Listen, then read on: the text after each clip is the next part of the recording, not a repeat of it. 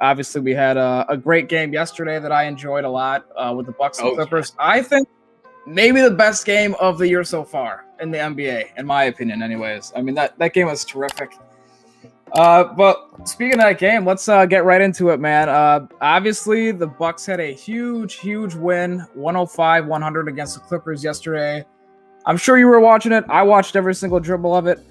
My question for you is, were you more impressed by the Bucks' comeback win that they had in the fourth quarter, or was the story of the game more about the Clippers choking away the game for you? I think it was a little bit of both, actually. So we did kind of see playoff Paul George come into effect. He did not shoot very well at all. I believe he shot 20% from three on 10 attempts, I think, and then 33 from the field. So he did not do very well. But I also think that a lot of that came down to the defense that the Bucks were playing. Like, this was definitely the best 3-point defense I have seen them play probably all season. They were running all across the court, forcing the Clippers to try and find a better shot. Like, during the game that they said that the Clippers they passed up good shots for great shots. I think that was more because of the Bucks forcing them to second guess themselves and try and make that extra pass to get the shot. And sometimes it worked, sometimes it didn't. And with Paul George, it clearly was not working. What about you? How did you feel about that? The big story of the game for me was Giannis taking over the game, putting the team on his back in the fourth quarter and saying, we're not losing this game. You can see at the end after that huge dunk that he had to put us up 3, like how exciting of a game it was and for a play. And he was just so excited to get that win against the Clippers, because it sometimes feels like in those big nationally televised games, we kind of tend to come up short a little bit, especially if teams can figure out how to defend Giannis down the stretch. For me, though, like I said, Giannis was the big story. Scored 10 straight fourth quarter points at one point, had 17 points in the fourth quarter alone. And I think it all kind of got started when they started to play. And I see this on Twitter sometimes. Fans of the Bucks will say this, like, Giannis kind of needs to be played as a center sometimes, like especially when you have really good perimeter defenders on the opposing team, like the Clippers obviously do. They have 3 guys that could be all first-team defense every single year, in Pat Bev, PG, and Kawhi. You kind of have to play Giannis as the center, and Zubac on the Clippers isn't exactly a rim protector. So they got him in some pick and rolls, got him going. Giannis hit a huge corner 3 that I rewatched in the highlights. Just silky smooth, Jay. That's just absolutely, just a ridiculously nice shot, man. And then had another layup, had an and one layup as well. He just, like I said, put the team on his back and just refused to lose that game. He had some good help from Middleton as well, obviously, 19 points, 8 assists, nothing to scoff at there. But I think the turning point of the game for me was, like you said, it was a 2-part equation. You know, the Clippers kind of turned back into the Clippers that we know and love very, very much. The choke artists that choked that 3-1 lead against Denver away. You know, they took a 7-point lead in the fourth quarter, I believe, at like the 8-minute mark after I think Lou Williams hit a jump shot, fadeaway jump shot. And from that point on, man, got outscored 22-10 by the Bucks. They turned the ball over 5 times in the last 8 minutes. Like you said, Paul George was awful. He hit the first bucket for the Clippers in the fourth quarter, was a 3-point shot to put him up, I believe. At that point, it was like 5 points. After that, 0 for 8.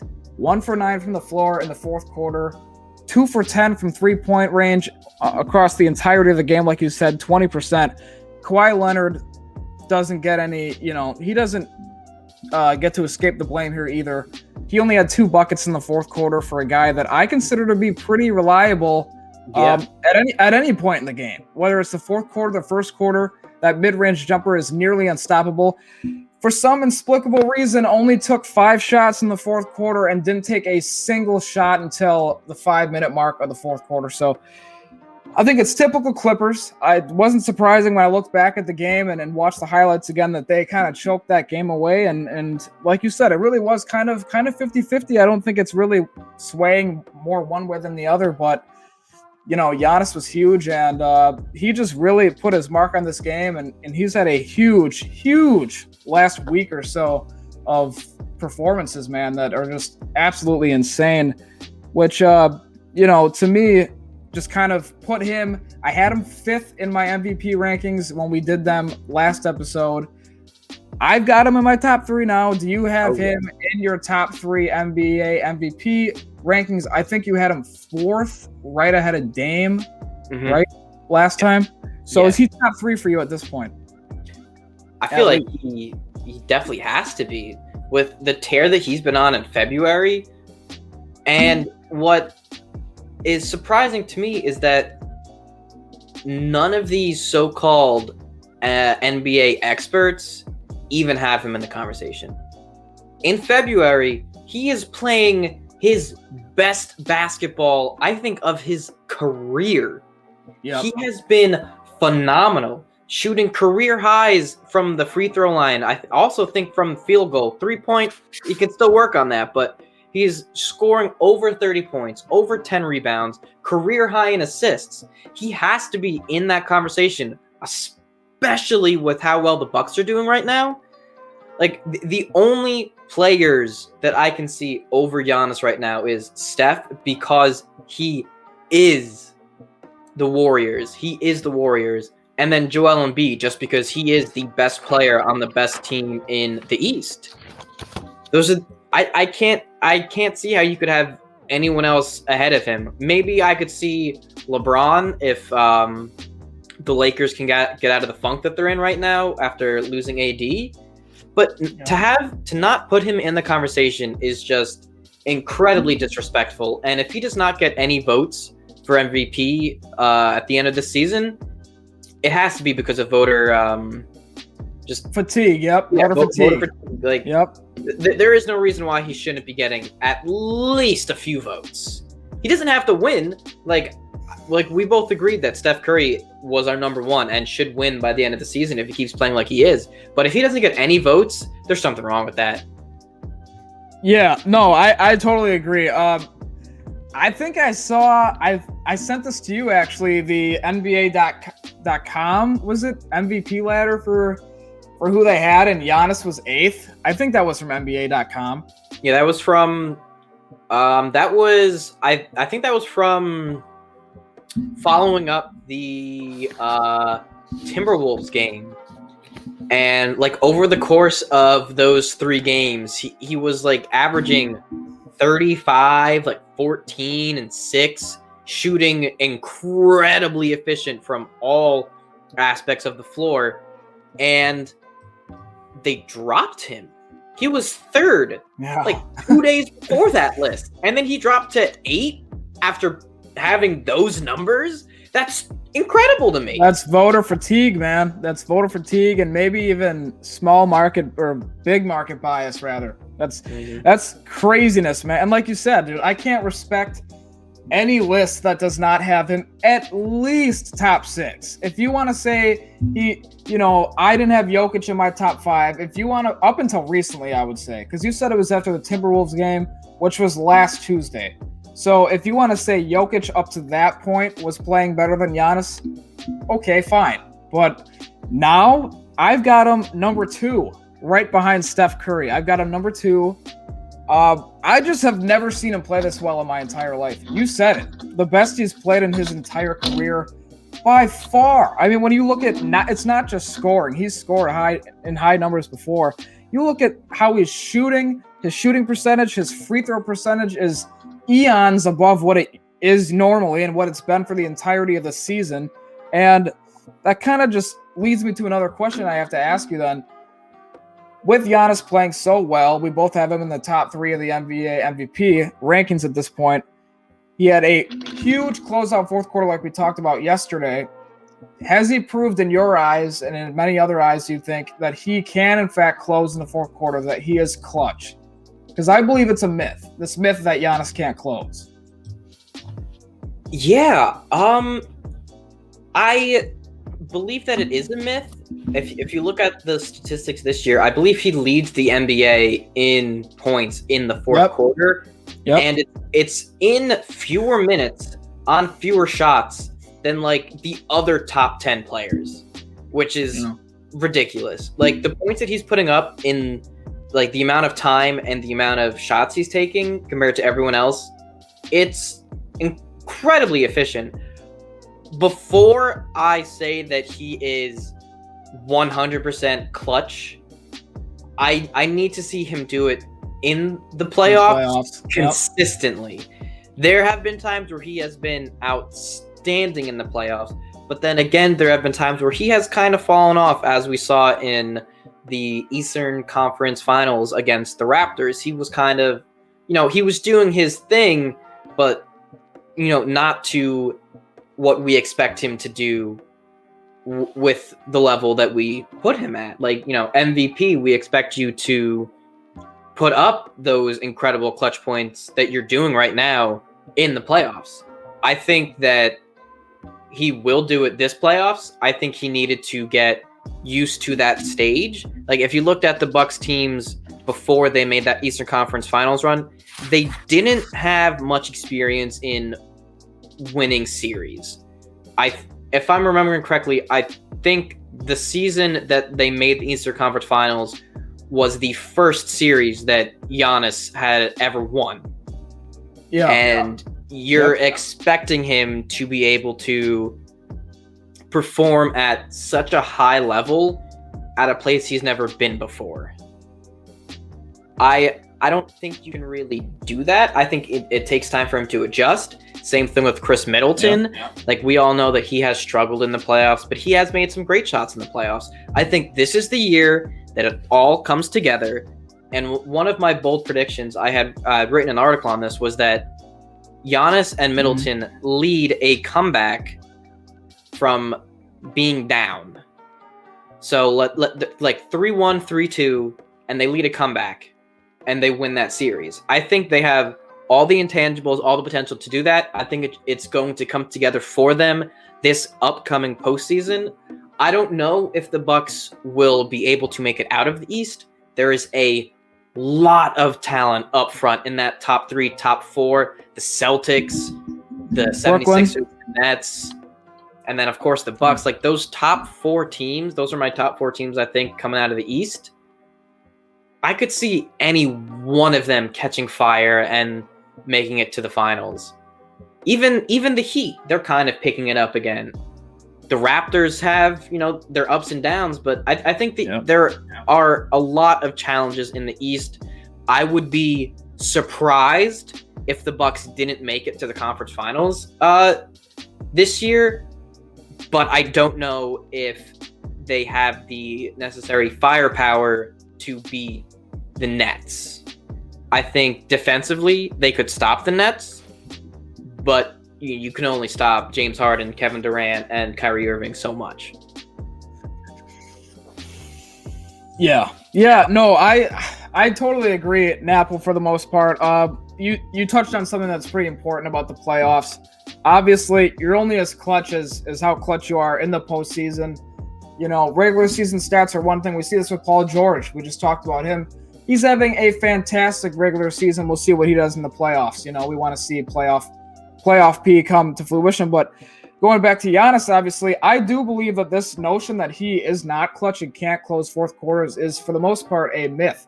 If you just look at some of the numbers, like you said, averages over 8 points per game, fourth quarter every game. Like every single game, he's getting you at least 8 in a quarter. That's 32 over a course of 4 quarters. That's very, very good. He shoots almost 60% from the floor in the fourth quarter, which is right around his average. His 3-point percentage goes up by almost 9% in the fourth quarter, which is, you want to talk about rising to the occasion. That's it right there.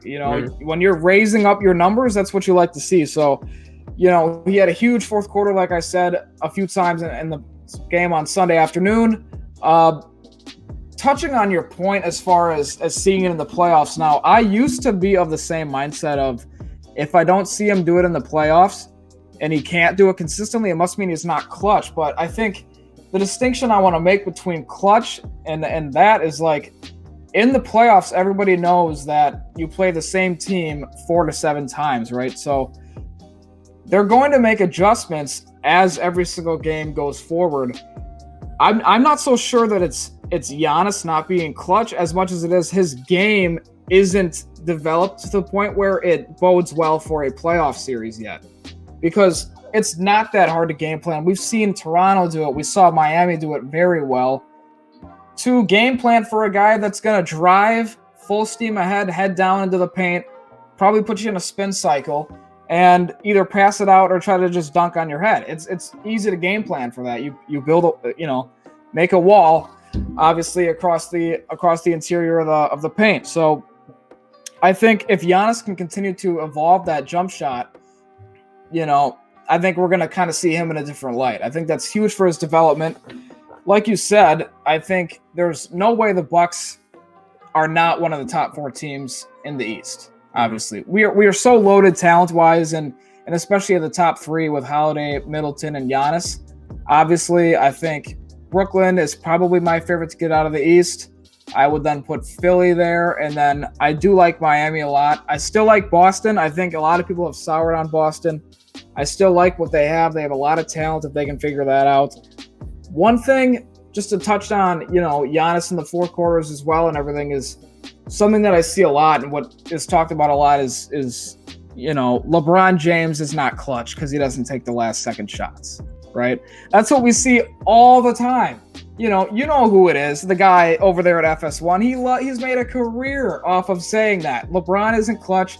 He totally ignores the numbers and just says because he doesn't take the last second shot, it's because LeBron has perhaps the highest IQ of any basketball player ever, which we all know, and he is always going to make the right basketball play. Well, we have to be consistent, right? If a lot of us are going to say LeBron's not clutch because he won't take the shot, we've got to give Giannis credit when he does take the shot. We saw him take the shot against Phoenix. Did he make it? No, he didn't make it. But I'll tell you what, I'll take him. It's the same way I feel about him taking those open threes. If a guy is going to sag off you 5 feet, you have to take those shots. You cannot let them disrespect your game like that. That's, so Giannis is not afraid to take and make the shot. We've seen him take it. We've seen him make it. We've seen him miss it. So I give him credit for that in that respect. And obviously on the defensive side of the ball, I think there is such a thing as being a clutch defender. We all saw that nasty block on Zubac yesterday. That got me off my couch. I was going crazy, and that play is another reason why I think I tweeted this or said it in one of the chats. I just love Giannis because so many players are afraid to get embarrassed, and he's never one of those players. He will challenge anybody and everybody at the rim, and sometimes he's gotten posterized like that game, against Toronto in the playoffs, from Kawhi, and sometimes he's going to put you on a poster. He's going to block your shot, and it's going to look amazing. So, like I said, I think we have to stop maybe looking at him as not being clutch because of what we've seen in the playoffs, and maybe kind of look to it more as like his game just isn't necessarily suited for the playoffs because things do slow down, defenses adjust. I think he's a pretty clutch player. I think the numbers back that up, like you said as well. And, he's always making plays too, so you can't really act like he's not doing it all. But that's pretty much how I feel about him as a clutch player. But we do have a big announcement to make as far as the channel goes.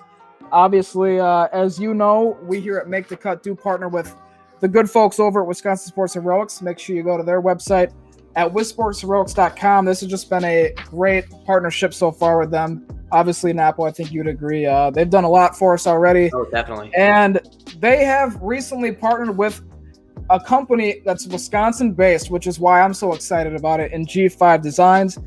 G5 Designs is, like I said, a Wisconsin-based merchandise company based out of De Pere, Wisconsin. Was created so that no matter where you live, Packer fans everywhere can have a connection back to Wisconsin with their brand. Their tagline, which I, for one, am actually all for, is one-of-a-kind shirts for one-of-a-kind fans. I think that resonates with Packers fans everywhere because we own the team, like everybody loves to say. We're the only team without a actual owner, and we have fans everywhere. I've been to California, and there are literally Packers tents set up across California state. I've heard that there are fans in Vegas as well, and Florida, and just all over the place. So that tagline could not be more true. As of right now, they have a bunch of really cool Wisconsin-based T-shirts on their site. I, for one, will be spending my money. They will get some money out of my wallet for sure, because I don't know if you've looked on the website, Napo, but that Aaron Rodgers GOAT T-shirt is something that I have to have. That T-shirt is so cool. It comes in green, it comes in white and red and blue, and face masks, of course, as well, given the times. All offered at a great price. I think times like this, obviously not a lot of people working, so you want to get cool Wisconsin gear that you can wear anywhere, obviously for a great price. Then go to Etsy.com at G5 Designs. The link will be in the description below. Now, what does this mean for our podcast? You might be asking. Well, naturally, they partner with Wisconsin Sports Heroics, which means in the few coming weeks, we will know when we will have our own merchandise for our own podcast, which is ultimately going to be extremely exciting. I can't wait for that. Napo, I know you can't wait for that either. That was probably the most exciting part. So excited. I can't wait to see what they all do with that, because there's so many different things. Maybe you might have our faces on the T-shirts, maybe not, just our logo. Possibilities. Why wouldn't you want to have our face on your T-shirt, right? Possibilities are endless there, and I'm just could not be more excited for that. And a really cool thing, we've had a lot of big news here, but one more thing is that when you are finished adding purchases to your cart, make sure that you go in the promo section and use code WISCO, that's WISCO, all capital letters, to get $1 off the entire purchase. WISCO at WISCO, all capital letters, to get $1 off your entire purchase. That's G5 Designs. Again, one-of-a-kind shirts for one-of-a-kind fans. I can't wait for it, man. I can't wait for it to get here. We don't know exactly when it's going to be, but I've been talking to Jake, and me and him have been talking about how excited we are for it as a whole, for the brand. And hopefully in the next few weeks, man, we're wearing our own merch. I'll have to change the camera angle so that my T-shirt can be shown a little bit better, but I'm already I can't wait. I got my name on the back of this shirt. Oh, really? Yeah. There you go. I got Antetokounmpo on the back of my sweatshirt, but not for long. We'll have our merch out soon, and that's going to be so exciting. And like I said, you guys can use code WISCO for $1 off. So we can't wait to see you guys posting pictures of wearing our merchandise when it does come out.